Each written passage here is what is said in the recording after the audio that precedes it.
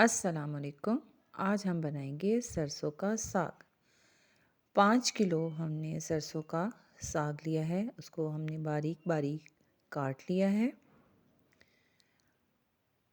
اور اس کو ہم نے کھلے پانی سے دھو کے تیار کیا ہے، اور اب بڑے سے پتیلے میں ہم اس میں 3 کلو پانی شامل کریں گے۔ اب ہم اس کو تھوڑی دیر کے لیے پکنے کے لیے چھوڑیں گے، اس کو کور کر دیں گے ہم ڈھکن سے۔ اب یہ ساگ تھوڑا سا نیچے ہوا ہے تو ہم اس میں 2 کلو پالک شامل کریں گے۔ اس میں یہ بتاتی چلوں کہ اس میں نے نمک شامل کر دی ہے حسب ضرورت۔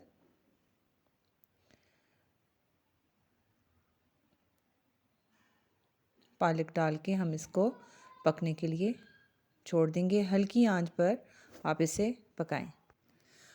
یہ 15-16 ہم نے ہری مرچیں لی ہیں، لہسن لیا ہے، ادرک چاپ کیا ہوا لیا ہے ہم نے۔ یہ سب چیزوں کو چاپ کر کے ہم اس میں ساگ میں اس کو شامل کر دیں گے اور کم از کم 3 گھنٹے کے لیے ہم اسے پکائیں گے۔ 3 سے 4 گھنٹے پکنے کے بعد ہلکی آنچ پر اب یہ ساگ اس کنڈیشن میں ہے اور ساگ بالکل گل چکا ہے۔ اس میں تھوڑا سا نمک کی کمی تھی اس میں، اور میں نے نمک مزید اس میں شامل کر دیا۔ ساگ بالکل گل چکا ہے، اس میں ہلکا سا پانی شامل ہے۔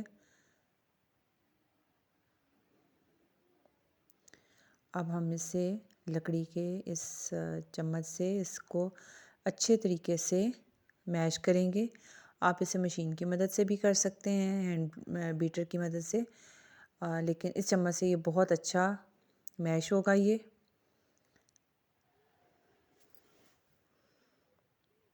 تقریباً 10 منٹ لگیں گے اس کو اچھے طریقے سے میش کرنے میں۔ میش کرنے کے بعد اب یہ تقریباً اس کنڈیشن میں آ جائے گا۔ اب جتنا آپ نے ساگ کھانا ہو اتنا ساگ آپ تڑک لیں، اس کا تڑکا لگا لیں۔ میں دیسی گھی سے اس کا تڑکا تیار کر رہی ہوں۔ میں نے دیسی گھی لیا ہے اور اس میں لہسن اور ادرک لیا ہے اور اس کو لائٹ براؤن کیا ہے، اور اس کو درڑا مرچ سے اس کا اینڈ پہ میں نے تڑکا لگایا ہے۔